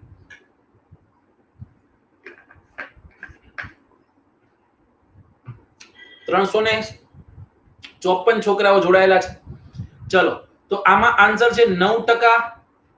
અરે રે 9%, ત્યારબાદ 27%, ત્યારબાદ મને નથી ખબર એવા ટકા. પણ પહેલા નંબરે ચેન્જીસ થયા અને આવ્યા તાવ્યાળ, ડીએન તાવ્યાળ. ડીએન તાવ્યાળ જે છે એ ડીએન તાવ્યાળ પહેલા નંબર દ્રષ્ટિબેન, બીજા નંબર નિરલ, ત્રીજા નંબર ભૂમિકા, ચોથા નંબર રાસભા, ઓલી ઈસ દીપા, પીએસઆઈ દિનેશ, તેજપાલ સિંહ, દિવ્યરાજ સિંહ. આ આપણા ટોપ 10 છે. Congratulation to every single one of you. અને આમાં આન્સર બને છે અશ્વત્ય. ચાલો next question is on your screen now. અને છે તે પૂછ્યો પ્રેમનો મર્મ અને હું દહી બેઠો આ લિંગમ, જ્યાં પ્રથમ મેઘ વરસ્યો સરિતાએ તોડ્યા તટના બંધન. પંક્તિ હરેન્દ્ર દવેની છે, ફાઇનલ છે, પણ કયા કાવ્ય સંગ્રહમાંથી લીધેલી છે? તે પૂછ્યો પ્રેમનો મર્મ અને હું દહી બેઠો આ લિંગમ, જ્યાં પ્રથમ મેઘ વરસ્યો સરિતાએ તોડ્યા તટમાં બંધન. હરીન્દ્ર દવે જે છે એ હરીન્દ્ર દવેની આ એક કાવ્ય પંક્તિ જે છે એના કયા કાવ્ય સંગ્રહમાંથી લેવામાં આવી છે? આસવ તમે યાદ આવ્યા કે આજ પંખી ટહું ક્યું ને તમે યાદ આવ્યા, આજ પંખી ટહું ક્યું ને તમે યાદ આવ્યા.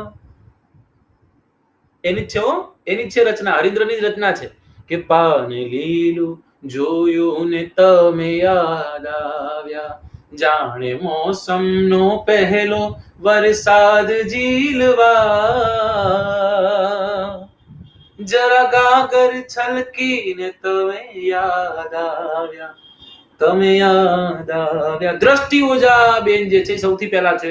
ત્યારબાદ ભૂમિકા સચિન છે, ઘણીક વાર ભૂમિકા સચિન, ઘણીક વાર ભૂમિકા ફલાણા, ઘણીક વાર ભૂમિકા ફલાણા. ભૂમિકાનું રાજ છે ટૂંકમાં. ત્યારબાદ નિરાલીબેન શાહ છે, રાજેશ્રી બા છે, ત્યારબાદ પોલીસ ઇન્સ્પેક્ટર છે, દીપા છે, તેજપાલસિંહ છે, દિવ્યરાજસિંહ છે, ફરજાના પઠાણ છે અને નકુમ જેનિલ છે. તો આ આપણા ટોપ 10 છે. કોંગ્રેચ્યુલેશન. અને એ આન્સર છે ચાલ વરસાદની મોસમ છે. ચાલ વરસાદની મોસમ છે. બહુ સારી એવી એક કવિતા છે, વાંચજો, વાંચવા જેવી છે. હું એના શબ્દો ભૂલી ગયો છું. આ સૌ નથી, તમે યાદ આવ્યા નથી અને હૈયાદી નથી. તો એક વસ્તુ ખબર પડી ગઈ, બહુ ગાઈએ છીએ. અને આ છે પાન, પાન કેવું જોયું? પાન લીલું જોયું ને તમે યાદ આવ્યા, પાન લીલું જોયું ને તમે યાદ આવ્યા. લીલું એટલે શું? લીલું એટલે હરા, લીલા એટલે કેવા રંગ? હરા રંગ, બરાબર. હરા એટલે હરીન્દ્ર દવે, હરા એટલે હરીન્દ્ર દવે. આપણને આવી રીતના યાદ રહી જાય. પછી એમ કે પાન લીલું જોયું ને હરી તમે યાદ આવ્યા, કે દવે તમે યાદ આવ્યા, કેન્દ્ર તમે યાદ આવ્યા. બસ આટલું જ. બસ તમારી પ્રિયતમાને સંબોધીને કઈ ગાતા હોય તો પછી વાત આખી અલગ બને. હરીન્દ્ર એક નથી, અનેક છે. એક કવિ છે, એક નવલકથાકાર છે, નાટ્યકાર છે, નિબંધકાર છે, વિવેચક છે. એ ભલે નવલકથા લખે, નાટક લખે, એ પ્રથમ કવિ છે અને પ્રથમ કક્ષાના પત્રકાર છે. તે તંત્રી છે. આવું હરીન્દ્ર દવે માટે તેમના ખાસ એક સાહિત્યકાર મિત્રએ કીધું હતું. આ સાહિત્યકાર મિત્ર કોણ છે? એમના પરમ મિત્ર હતા. એકદમ કટ્ટીબટ્ટી હતી, બરોબર ને? એક જ સરખા કપડા પહેરીને જાય. બેનો કેમ આમ એક જ પ્રકારની આઈલાઇનરો કરે, એને કે બ્લેક કરજે હો તો બ્લેક જ કરે, ભૂરી કરજે હો તો ભૂરી જ કરે, હે ને? હા, કાળા કલરનું ટોપ પહેરવાનું તો કાળા કલરનું ટોપ પહેરે, બરાબર ને? કેને કટ્ટીબટ્ટી. તો એ જે છે એ એક અહીંયા એવો એક સાહિત્યકાર છે કે જેને એવું કીધું છે કે હરેન્દ્ર એક નથી, અનેક છે. એક કવિ છે, એક નવલકથાકાર છે, નાટ્યકાર છે, નિબંધકાર છે, વિવેચક છે. એ ભલે નવલકથા લખે, નાટક લખે, બધું લખે, ફલાણું લખે, ઢુકડું લખે. અને એ તો એ છે 37%, 26%, 27% અને 11%. અને ઘણા એમ છે કે મારે કેટલા ટકા. પણ એમાં સૌથી પહેલા જો કોઈને ટકાવારી ગમતી હોય તો ગૌતમ પરમારને, ત્યારબાદ ડિમ્પલ નડિયાપરાને, ત્યારબાદ રબારી ભાવનાને અને હિરેન ભરવાડને. બરાબર, ચલો તો આ આપણા ટોપ 4 છે ફાસ્ટેસ્ટ આન્સર આપનારા આ ક્વેશ્ચન ના. એક જ ક્વેશ્ચન પૂછતા પણ બધા જ ના આપતા હોય તો દ્રષ્ટિબેન છે, ભૂમિકાબેન છે અને અને અને અને અને રાજેશ્રી બા છે. ચલો તો આપણે ટોપ 3 ના નામ લેશું, ટોપ 10 ના ક્યારે લેશું? લાસ્ટમાં લેશું. અને એ છે સુરેશ દલાલ. કોણ છે?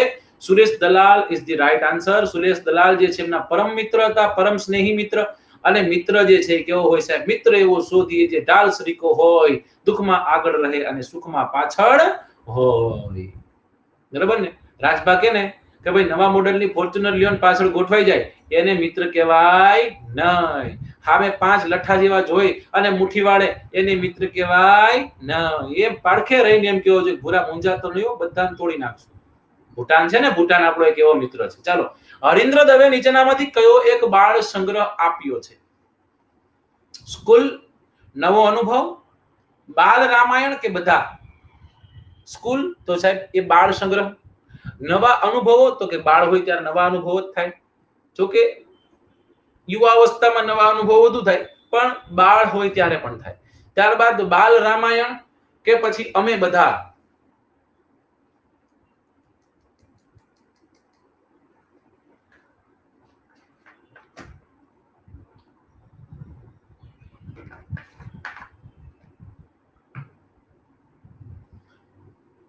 ઓકે, 27% લોકો જે છે એ સાચો આન્સર કરે છે. 8% ફલાણા ટકા, ઢોકળા ટકાવારી ભૂલી ગયો, પણ 27% લોકો સાચો આન્સર કરે. અને 9 આન્સર જો સાચા કરનાર હોય તો એ છે દ્રષ્ટિ ઓઝા. કોણ છે? દ્રષ્ટિ ઓઝા. ત્યારબાદ ભૂમિકાબેન છે, ત્યારબાદ કોણ છે? રાજેશ્રી બા છે. તો આ આપણા ટોપ 3 છે. સાચો આન્સર જે છે એ આવશે બાલ રામાયણ. કયું આવશે? બાલ રામાયણ. નેક્સ્ટ ક્વેશ્ચન અને એ છે બાલ મુકુંદ દવે.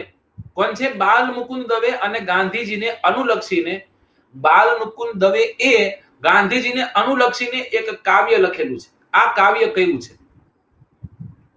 બાલ મુકુંદ દવે મેં તમને કીધા હતા, બરાબર? એને એક ગાંધીજીને અનુલક્ષીને એક કાવ્ય લખ્યું છે. એ કાવ્ય કયું છે? ધ્રુવાખ્યાન, પરિક્રમા, હરિનો હંસલો કે કુંતલ?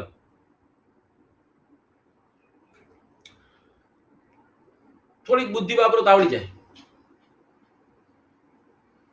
યસ, વાહ ભાઈ વાહ.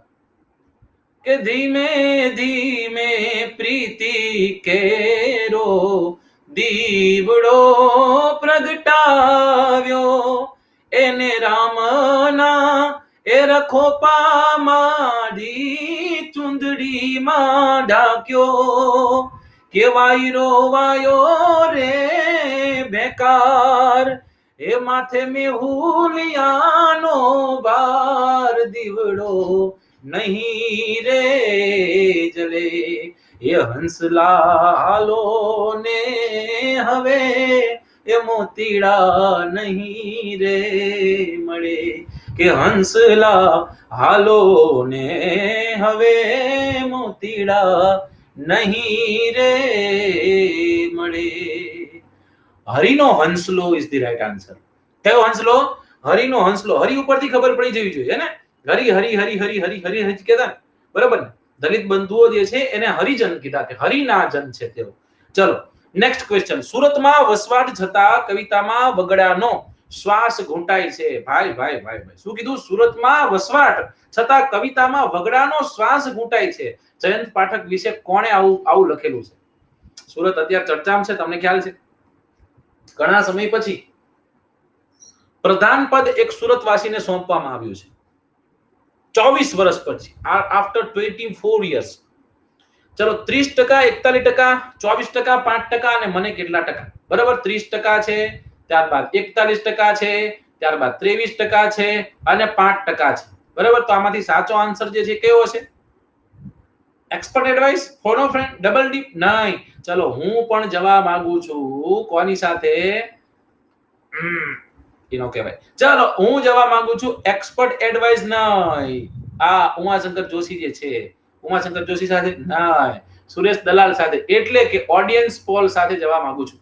તો દ્રષ્ટિ ઓઝા, ભૂમિકાબેન અને રાજેશ્રી બા આ આપણા ટોપ 10 છે, ટોપ 3 છે. Next question. બહુ જલ્દી ક્વેશ્ચન દેતો જ જઉં છું. જયંત પાઠકે ઈસવીસન 1956 સુધીની પોતાની બધી જ કવિતાઓનો એક સંગ્રહ કાવ્ય સંગ્રહમાં રચ્યો છે. જેટલી લખી બધી એની એક કાવ્ય સંગ્રહમાં લઈ લીધી. આ કાવ્ય સંગ્રહ કયો છે? વગડાનો શ્વાસ, બે અક્ષર આનંદના, વનાંચલ અને છે ક્ષણમાં જીવું છું, ક્ષણમાં રડું છું, ક્ષણ ક્ષણમાં હું સૌ કરું જાઉં છું. વગડાનો શ્વાસ, બે અક્ષર આનંદના કે પછી વનાંચલ અને ક્ષણમાં જીવું છું. જલ્દી ફટાફટ આન્સર કરો, ફટાફટ, જલ્દી જલ્દી જલ્દી. કોઈ હટવાનું છે નહીં. હટ્યા તો ગયા સાહેબ, હટિયા તો ગયા.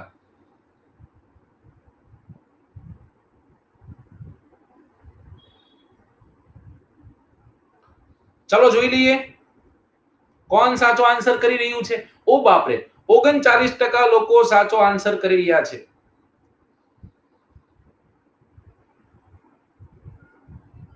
ઓકે, ચલો મળી ગયું. સારું એવું કાવ્ય છે. દ્રષ્ટિ ઓઝા, ભૂમિકા સચિન, ત્યારબાદ રાજેશ્રીબા. આ આપણા ટોપ 3 છે. અને આનો સાચો આન્સર જે છે એ છે ક્ષણમાં જીવું છું. કેમાં જીવું છું? ક્ષણમાં જીવું છું. ઓકે, ચલો નેક્સ્ટ ક્વેશ્ચન આપું છું. આ ક્વેશ્ચન બધાને આવડતો હશે મને ખ્યાલ છે, અને મારી આશાઓ પણ છે કે બધા સાચો આન્સર કરશે. તૈયાર છો તમે બધા?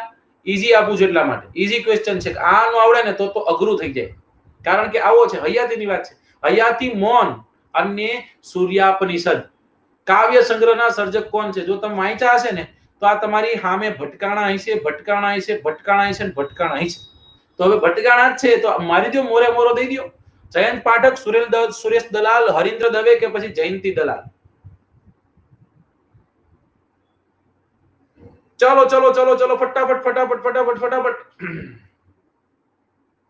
Very good. 48%, 48% લોકો સાચો આન્સર કરી રહ્યા છે. કેટલા? 48, 48% લોકોનો સાચો આન્સર છે. અને હવે એ 48% કોણ છે એ પણ મારે તમને કેવું પડશે ને, મતલબ કે કયો આન્સર સાચો છે એ મારે તમને કેવું પડશે. ઓકે, અને સાચો આન્સર જે કરી રહ્યા છે એમાં સાચો આન્સર કયો બને છે? સૌથી પહેલા ભૂમિકાબેન, ત્યારબાદ દ્રષ્ટિબેન, ત્યારબાદ રાજેશ્રીબા. આ આપણા ટોપ 10 છે. અને સાચો આન્સર છે હરીન્દ્ર દવે. કોણ છે? હરીન્દ્ર દવે. Next question. વનાંચલ નામના નિબંધ સંગ્રહ સર્જક કોણ છે? વનાંચલ નામના નિબંધ સંગ્રહના સર્જક કોણ છે? જયંત પાઠક, સુરેશ દલાલ, હરીન્દ્ર દવે કે જયંતી દલાલ? વાંચ્યું હોય ને આવડે, વાંચ્યા વગર આવ્યો હોય ને એને ન આવડે, મને એટલી ખબર પડે. જેને વાંચ્યું હશે ને આવડશે. કેને કે જે વાંચે ચોપડી તે ચોપડીને ખાય. શું ખાય? ચોપડીને ખાય. હા, તો ચોપડીને ખાવી હોય તો પહેલા એવું હતું. પહેલા શ્રીમંતો જ તે રોટલી ચોપડીને ખાય. આજે સામાન્ય પરિસ્થિતિ હોય ને એ રોટલી ચોપડીને ખાય છે. એટલે હવે એ ચોપડીનો મહત્વ કઈ રહ્યું નથી હવે. મતલબ કે ઘીનું મહત્વ કઈ છે નહીં. પણ નોલેજ ઇઝ અ મતલબ કે પાવર જે છે એ પાવર 21st સેન્ચુરીની એક મુખ્ય કરન્સી છે. તો રીડિંગ જરૂરી છે. સચિનભાઈ, ભૂમિકા સચિન સાચો આન્સર કરી રહ્યા છે. પહેલા નંબર આવી ગયા છે. ચલો એક વખત તાળીઓ પાડી દો. અને આનો સાચો આન્સર બને છે હરીન્દ્ર દવે. કોણ બને છે? હરીન્દ્ર. એક મિનિટ. ઓકે, જયંત પાઠક બનશે. કયો બનશે? જયંત પાઠક. Next question. ચલો આમાં જયંત પાઠક જ આપ્યું હતું ને, તો જયંત પાઠક આપ્યું એક વખત થંબ આપો. ઓપ્શન એ જ મેં સાચું કર્યું હતું. ઓકે, તો વાંધો નહીં. નકર મેં ઊંધું માર્યું ક્યાં જવું. સાંપ્રત સમયનો પર્દાફાશ કરતી કટાક્ષ પ્રધાન નવલકથા. સાંપ્રત સમયનો પર્દાફાશ કરતી કટાક્ષ સમાન એક નવલકથા ગાંધીની કાવડ. આના સર્જક કોણ છે? પૂછાઈ ગયેલો ક્વેશ્ચન છે. આ ક્વેશ્ચન એક વખત આવી ગયેલો છે ઓલરેડી. તમારે આન્સર આપવાનો છે સાચો. વાંચ્યું હશે, તમને મળ્યું હશે તો આવડશે.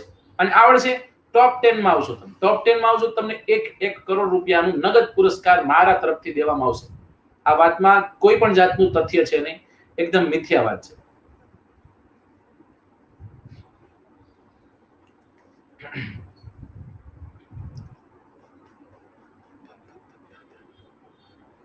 કે ન જાઉં કુમાર ગે કદાપી, વિચારીને ડગલા ભરું છું. મને જ્યાં ગમે ત્યાં હરું છું. અરે શું પૂછો છો મુજને કે હું શું કરું છું? મને જ્યાં ગમે ત્યાં હરું છું ફરું છું. Harindra Dave is the right answer. Next question. Harindra દવેના કયા ગઝલ સંગ્રહ માટે ઈસવીસન 1970 માં દિલ્હી સાહિત્ય અકાદમી પુરસ્કાર આપવામાં આવ્યો હતો?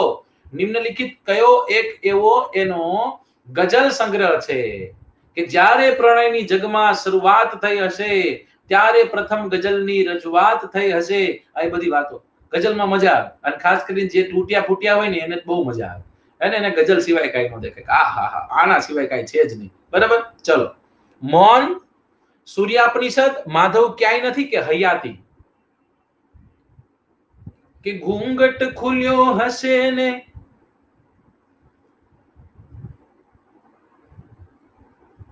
ચલો ચલો 45% સાચો આન્સર કરી રહ્યા છે. એનો મતલબ એવો છે કે હજી 55% ને સુધરવાનું છે સાહેબ. તમે આવ્યા છો, તમારા આન્સર ખોટા પડે છે, જરા પણ ઉપાધિ કરતા નહીં, ટેન્શન નકો રે બાબા. ક્વેશ્ચન અઘરા છે એટલા માટે તમને નથી આવડતા, પણ બિલીવ મી, જ્યારે તમે ક્વેશ્ચન લઈ અને બેસશો ને, હવે તમારે જ્યારે ફાઇનલમાં ક્વેશ્ચન પૂછાશે ને આવશે ને, ત્યારે તમને બહુ કામ લાગશે. ત્યારે તમને આ બધું યાદ આવશે, ત્યાં સુધી યાદ આવશે નહીં. તો ભૂમિકાબેન છે, ત્યારબાદ રાજેશ્રી બા છે, દ્રષ્ટિ ઓજા છે. આ આપણા ટોપ 10 છે, ટોપ 10 માં ટોપ 3 છે, અને આનો આન્સર છે હયાતી. માધવ ક્યાંય નથી નો કરતા, માધવ ક્યાંય નથી છે વાત સાચી, પણ એ આપણે ભણીશું. બહુ જ પ્રસિદ્ધ અને માનવ સંવેદનાને ઉજાગર કરતી હરીન્દ્ર દવેની પ્રસિદ્ધ નવલકથા માધવ ક્યાંય નથી આવી ગઈ ની શરૂઆત ક્યાંથી થાય છે? આ હા હા હા હા હા, વાત જવા દેવાની. ક્યાંથી થાય છે? ચલો કયો મને. ઉભા રહેજો 2 મિનિટ, ઊંધું થઈ ગયું કંઈક. ચલો, ઓકે. રાધા અને કૃષ્ણની લીલાથી, કૃષ્ણની બાળ લીલાથી,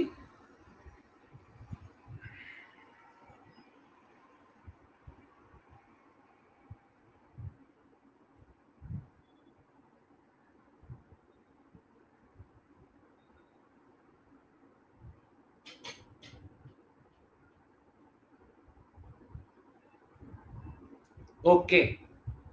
ચલો, તમે એક કવિતા સારી એવી સાંભળી હશે, એક ગઝલ બહુ સારી એવી લખી છે, અને મને બહુ ગમે છે. અત્યારે રાધાની કૃષ્ણની વાત આવી ને એટલે કહું છું કે છે સોનાની ભીતો ગોકુળનો ગારો ક્યાં. શું કહે છે સોનાની ભીતો ને ગોકુળનો ગારો ક્યાં, છે સોનાની થાળી પણ રાધાનો ટુકારો ક્યાં, છે સોનાની થાળી પણ રાધાનો ટુકારો ક્યાં. દ્વારિકાનો રાજા મને સૌએ કહે છે, રાજાના દિલમાં રાધા વસે છે. રાધા હું પુકારું પૂરી દ્વારિકામાં, મને મારી રાધા વિના સુનું સુનું લાગે. શું કે છે? હજારો છે રાણી છતાં રાધિકાની,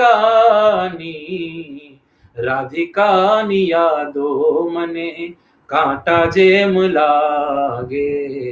એક જ તે રચના સાંઈરામ દવેની, અને આ જ રચનાના કારણે હું આ સાંઈરામનો ફેન બની ગયો છું. કેમ કે સાહેબ જે અદ્ભુત રચના લખી છે, અને એની શરૂઆત કેટલી મસ્ત કરે છે કે દ્વારિકાનો નાથ છે, એવડું મોટું એનો મહેલ છે, પણ એ ગોકુળ તરફની બારી ખોલે છે ને, એ ગોકુળ તરફની બારી ખોલતા જ એને રાધા યાદ આવે છે, અને ત્યારે આ આખી રચના લખાય છે. ખૂબ સારા લિરિક્સ જે છે એ લિરિક્સ છે. છેલ્લી લાઈન કઈ કેવી છે? સેવક, ઘણા બધા સેવકો હતા, છે સેવક ઘણા પણ સખાઓ નથી મારે, કોની સાથે હૈયાની વાત કરું ક્યારે, હવે આવતે ભવ રાધા બનવું છે, તને પ્રેમ કરવો છે વિચારે વિચારે. તમે કદાચ સાંભળો ને તોય તમારા રૂવાડા ઉભા થઈ જાય, તમે કદાચ એમના વાંચો ને તોય તમારા રૂવાડા ઉભા થઈ જાય. અને એટલે જો હું મતલબ કે રોકાવું તું, મારે પણ રોકાઈ ન શક્યો, અને મેં તમારી સામે આ 4 લાઈન ભલે આ જવાબ બેહી ગયો, ખરાબ ગાયું, પણ છતાં પણ મને આનંદ થયો કે ના, રાધા કૃષ્ણની વાતો થાય ત્યારે ઓર મજા આવતી હોય છે. એના જ ઉપરથી મેં તમને કીધું કે એના જ ઉપરથી આપણે ગીત જે છે એ ગીત હવે તમને ફોડ પાડી દઉં. મેં તમને કીધું તું ટપ્પા, અને એ તમને સંભળાવ્યું હતું મેં, કોઠે કે આ માહિયા, એ જે છે એમાં રાધા અને કૃષ્ણના પ્રેમનો કટાક્ષ અને પ્રેમ જે છે એ પ્રેમથી ભીંજાયેલી વાતો જે છે એ વાતો અંદર લખવાનો પ્રયાસ ચાલુ છે. જો એ થશે તો બહુ આગળ જશે, નહીં થાય તો હું હાર સ્વીકાર લઈશ, પણ એમ જલ્દી હાર પણ નથી સ્વીકારતો. ચલો, કાનુડાને બાંધ્યો છે હીરના દોરે, લગભગ તમે સાંભળ્યું હશે. આ પંક્તિ જે છે એ કયા કાવ્યમાંથી લેવામાં આવી છે? કયું એવું કાવ્ય સંગ્રહ છે જેમાંથી આ લેવામાં આવ્યું છે? મૌન, સૂર્યોપનિષદ, કે પછી હયાતી, કે પછી નીરવ સંવાદ? ખબર હતી આમાં લોચા પડવાના છે, અને આન્સર બધા કે કેવા છે? 23%, 17%, 23% નહીં, 20%, 17%, 27% અને 36%. બરાબર, આવી રીતના કંઈક છે. પણ આમાં સાચો આન્સર જે છે એ સાચો આન્સર, સૌથી ઓછો આન્સર જે કરી રહ્યા છે એ નથી. કહેવાનો મતલબ એમ છે કે એની ઉપર જે છે, હવે તો બધું હરખું થઈ ગયું, 19% આવી ગયું, 19%. ચાલો, ટકાવારી ચેન્જ થતી રહેશે, મારે કાંઈ નથી બોલું, કારણ કે મારો હું કહું છું ને 19%, ત્યારે તમે છે ને એ બટન દબાવીને આગળ લઈ જાવ છો. તો ભૂમિકાબેન પહેલા નંબરે, રાજેશ્રી બા બીજા નંબરે, દ્રષ્ટિ ઓઝા ત્રીજા નંબરે છે. તો આ આપણા ટોપ 10 છે. કાનુડાને બાંધ્યો છે હીરના દોરે, અને આ જે પંક્તિ છે એ મૌન નામના કાવ્ય સંગ્રહમાંથી લેવામાં આવેલી છે. ચલો, નેક્સ્ટ ક્વેશ્ચન, અને એ છે નીરવ સંવાદ નામનો નિબંધ સંગ્રહ કોણે આપ્યો છે? હમણાં હતું જ તે, આમાં હતું જ તે, જો નીરવ સંવાદ કોને આપ્યો છે? કોને આપ્યો છે? ઓકે, કોને આપ્યો છે ગોતવાનું. ચલો, ABCD, હરીન્દ્ર દવે, જયંત પાઠક, નટવરલાલ પંડ્યા કે બાલ મુકુંદ દવે? આજનો બીજો લેક્ચર તમને ખ્યાલ છે ને? છે એ તો વાંધો નહીં. બરાબર, તમને હું 5 મિનિટનો સમય આપીશ, એટલે તમે એને વાયરલ કરી શકો, મેક્સિમમ સુધી તમે પહોંચાડી શકો. અને એ ક્યારે છે? છેક 2:45 છે. બરાબર, 2:45 છે. 2:45 થી 3:45 કે પછી 4 વાગ્યા સુધી ચાલશે. એટલે હું તમને હવે છેલ્લી 10 કે 15 મિનિટમાં હું તમને છોડી દઈશ.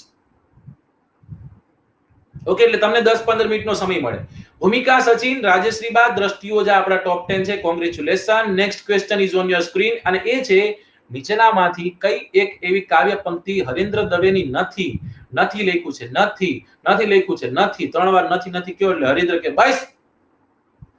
એક લેસર કે ઉગી નીકળ્યા જંગલ ઝાડ, બરાબર, કે પછી પાન લીલું જોયું ને તમે યાદ આવ્યા, જ્યાં ચરણ રૂકે ત્યાં કાશી, અને માર્ગ મળ્યો તો ઓળખાણ કરી લઈએ. માર્ગે મળ્યો તો ઓળખાણ કરી લઈએ. પેલા આવું બધું બહુ થતું. ગામના ભાગોળે કોઈ વટે માર્ગું જતો હોય ને સાહેબ, એ તમને કાલે વાત કરી હતી ને, કાલે પરમ દિવસે જ્યારે આપણે મળ્યા ત્યારે, કે ગામનું ગોંદરું છે, એ ગોંદરે પનિહારી પાણી ભરીને આવતી હોય, અને એના ઘરના સંવાદો જે છે સંવાદો કરવા બેસી જાય.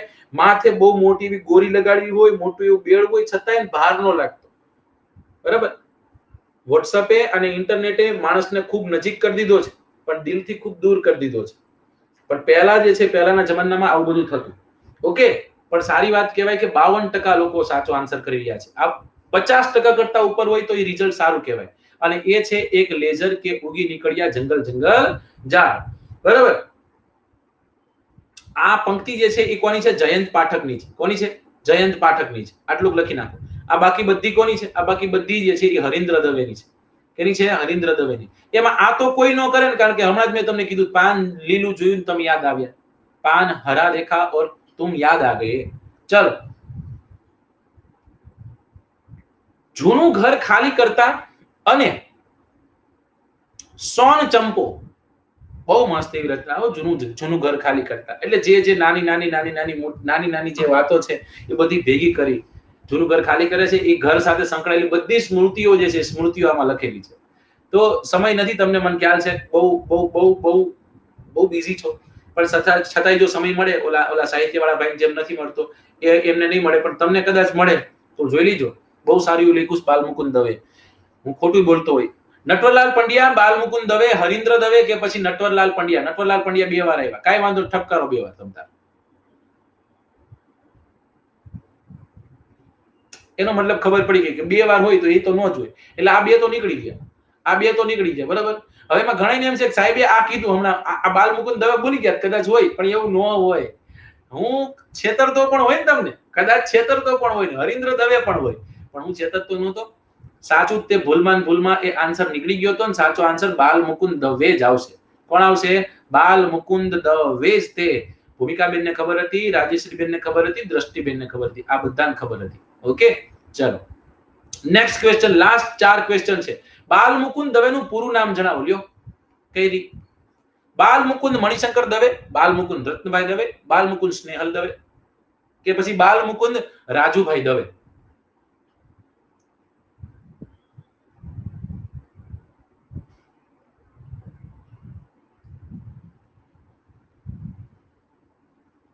એકોતેર ટકા લોકો આન્સર કરી રહ્યા છે. એનો મતલબ એવો છે કે તમે કવિ વાંચો છો, તમે સાહિત્યકાર વાંચો છો.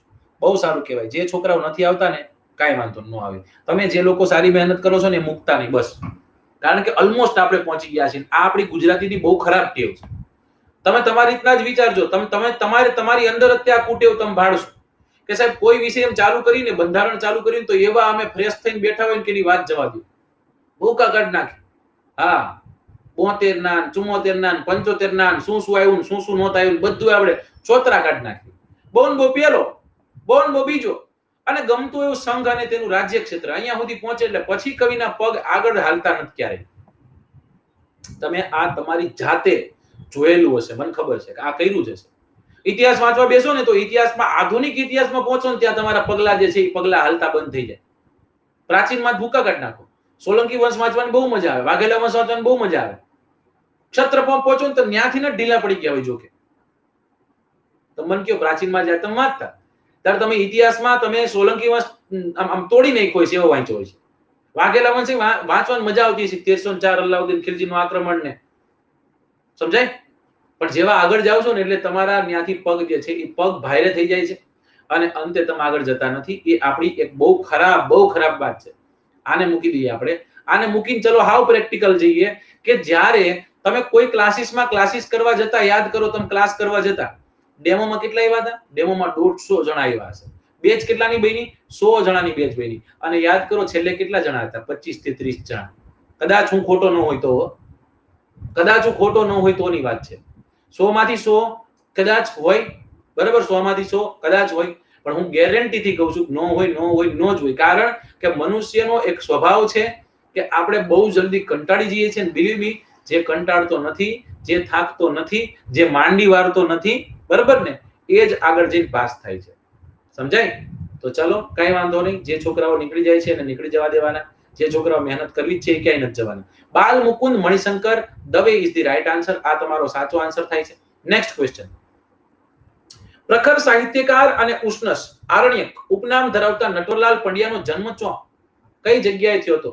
નટવરલાલ પંડ્યાનો જન્મ હાવ દેશી ભાષામાં કહો ક્યાં થયો હતો? ખાલી એટલું કરો. વડોદરા, વલસાડ, જામનગર કે રાજકોટ? એક જ મિનિટ. પોલ આપું. આવી ગયો ને? ચાલો, વયો પણ ગયો. ફરી આપું છું. ચલો, ગણાઈ ગયો ને, ઓલું કર્યું તે કર્યું, સાહેબ પહેલા નંબર નીકળી ગયા ને એવું કઈ કરતા નહીં. 89% એટલે કે લગભગ 90% લોકો સાચો આન્સર કરી રહ્યા છે. સાહેબ આ તો એક નગરી જેને આપણે શું કહીએ છીએ? જેને આપણે કહીએ છીએ રંગીલું શહેર, એટલે કે રાજકોટ. લ્યા નથી થયો. જામનગર નથી થયો. કેરીઓની નગરી નથી થયો. સંસ્કારી નગરી વડોદરા ખાતે પોતે જન્મેલા હતા. તો પ્રખર સાહિત્યકાર, અરણ્યક અને ઉષ્ણસ જેવી ઉપનામ ધરાવતા જે છે ભૂમિકા સચિન, રાજેશ્રીબાન, દ્રષ્ટિ ઓઝા. કોઈ લગભગ ચેન્જીસ થયા નથી. ચલો, લાસ્ટ 2 ક્વેશ્ચન્સ ટુ ગો. અને પહેલો ક્વેશ્ચન તમારી સામે એ છે કે ધીંગા મસ્તી અને ભીલ્લુ નામના બાળ કાવ્ય સંગ્રહો કોને આપ્યા છે? ચલો, સુરેશ દલાલ, નટવરલાલ પંડ્યા, જયંત પાઠક કે બાલ મુકુંદ દવે? %, 19%, 15%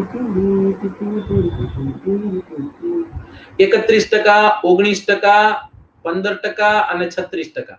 તેનો મતલબ એવો છે કે આ બે ઉપર ભાર છે. અને સાચો આન્સર તમને હવે કહી દઉં છું કારણ કે ઓલમોસ્ટ ખતમ થઈ ગયું છે. તો let me tell you the right answer, અને એ છે સુરેશ દલાલ. સુરેશ દલાલની રચના છે ધીંગામસ્તી. આ પૂછાઈ ગઈ છે ધીંગામસ્તી. ધીંગામસ્તી અને ભીલ્લું, કદાચ ભીલ્લું નહીં ખબર હોય, બરાબર, પણ ધીંગામસ્તી પૂછાઈ ગઈ છે. અને ધીંગામસ્તી કોણ કરે? લડધાવ નો કરે ને. હા, લડધા શબ્દ આવી ગયો એટલા માટે કહું છું. સમજાય? 2 અક્ષરનો આનંદ. આ કાવ્ય સંગ્રહના સર્જક કોણ છે? પિંકીબહેન, જયંત પાઠક, સુરેશ દલાલ કે પછી હરીન્દ્ર દવે? 4 અક્ષરનો આનંદ નથી કીધું, 2 અક્ષરનો આનંદ કીધું છે.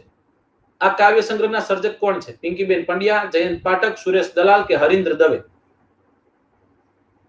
ચાલો, સૌથી પહેલા આન્સર કોણ આપે તમને કહી દો. અરે બાપ રે બાપ. કિમ જોન ઉન, ત્યારબાદ ધવલભાઈ, ત્યારબાદ સાગર, ત્યારબાદ રાજદીપસિંહ. તો પહેલા 4 લોકો છે, એ 4 લોકો બાંગ્લાદેશની ટીમથી બિલોંગ કરે છે. બાંગ્લાદેશ વાળા 4 છે.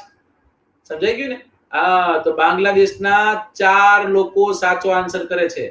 કારણ કે બાંગ્લાદેશના 4 ને એવી આશા છે કે પહેલા આવી જાય, પહેલા નંબર આવી જાય. પહેલા નંબર નહીં જ આવે. કોણ છે પહેલા નંબરે? પહેલા નંબરે છે ભૂમિકા, ત્યારબાદ કોણ છે? રાજેશ્રીબા, ત્યારબાદ કોણ છે? ત્યારબાદ જે છે દ્રષ્ટિ ઓઝા, ત્યારબાદ કોણ છે? પોલીસ ઇન્સ્પેક્ટર, ત્યારબાદ તો કે બ્રિજેશ, ત્યારબાદ તો કે તેજપાલસિંહ, સચિન, અને સચિન અત્યારે ચર્ચામાં છે, બરાબર, સચિન પાયલોટ, ફરજાના અને લકુમ જેનિલ. આ આપણા ટોપ 10 છે. Congratulation to everyone. અને હવે હું તમને હમણાં જ બહુ જલ્દી હું તમને એક લિંક આપું છું. એ લિંક પર તમારે ક્લિક કરવાનું છે. કોઈ જવાનું છે નહીં. લાસ્ટ 2 થી 3 મિનિટનો સમય લઉં છું. આપણે નટવરલાલ પંડ્યાની વાત કરીએ કે નટવરલાલ કુબેરદાસ પંડ્યા જે છે એ એમનો જન્મ 28 સપ્ટેમ્બર ઈસવીસન 1920 માં સાવલી વડોદરા ખાતે થયો હતો. મૃત્યુ ક્યારે થયું? તો કે 6 નવેમ્બર 1911, એટલે કે 51 વર્ષની વયે પોતે મૃત્યુ પામ્યા. સાહિત્ય સર્જનની વાત કરી તો તૃણનો ગ્રહ, ત્યારબાદ અસ્વસ્થ, ત્યારબાદ ઈસવીસન 1955 માં તેમનો પ્રથમ કાવ્ય સંગ્રહ પ્રસૂન જે છે એ પ્રકાશિત થયો હતો. એવું નથી કે એ જ તે, ઘણા બધા બીજા છે, જેમ કે નેત્ય, ત્યારબાદ આદરા, ત્યારબાદ મનોમુદ્રા, તૃણનો ગ્રહ, ત્યારબાદ સ્પંદન અને છંદ, કિંકણી, ત્યારબાદ ભારત દર્શન, અસ્વચ્છ, ત્યારબાદ અહીંયા આપણને જોવા મળશે રૂપના લય, ત્યારબાદ વ્યાકુળ વૈષ્ણવ, ત્યારબાદ પૃથ્વીને પશ્ચિમ ચહેરે, શિશુ લોક. આ બધી જ એની રચનાઓ છે. આ બધી એમની રચનાઓ છે. કોઈએ હટવાનું નથી. હું તમને 1 જ મિનિટમાં હું તમને ઓલી લિંક છે એ લિંક આપી દઉં. લિંક આપી દઉં પછી તમે તાર જાઓ, બરાબર. 1 જ મિનિટ ખાલી રાહ જુઓ. લિંક આપી દઉં એટલી ખાલી રાહ જુઓ, જો જોઈ શકાય તો.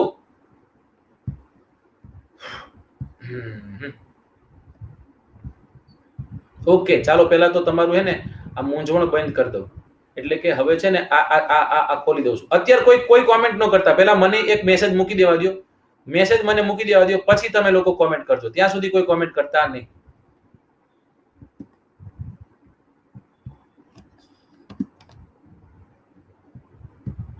ઓકે, ચલો આ પિન થઈ ગઈ છે. એના પર હમણાં ક્લિક કરી દેજો. Thank you so much. તમારો આભાર તો મારે માનવો જ પડશે.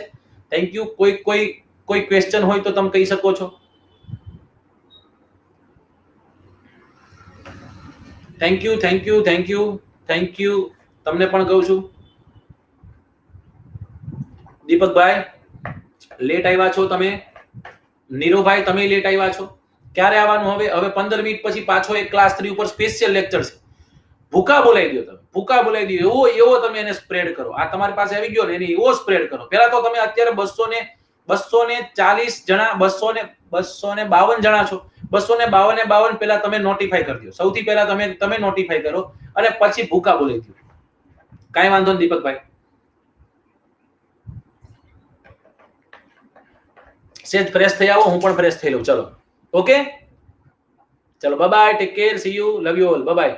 જો આ ભાઈ આ કાઠીભાઈ લેટ આવ્યા છો. હમણાં 15 મિનિટ પછી પાછો લેક્ચર ચાલુ થાય છે. આ ઉપર લિંક છે એની ઉપર નોટિફાઈ કરી દો. ચલો એટલું કરી દો જે છોકરાઓ લેટ આવ્યા એ. કેનો લેક્ચર છે લલિતભાઈ? ક્લાસ 3 માં કયા ટોપિક્સ પર ભાર દેવો અને કયા ટોપિક્સ વધુ પૂછાય છે એનું હું એક સર્વે લઈને આવ્યો છું તમારી પાસે. બહુ કામ લાગશે તમને આ. ઓકે, અને ત્યાં જ તમને હું એક ટાઈમ ટેબલ આપવાનો છું. ઓકે, ચલો બાય.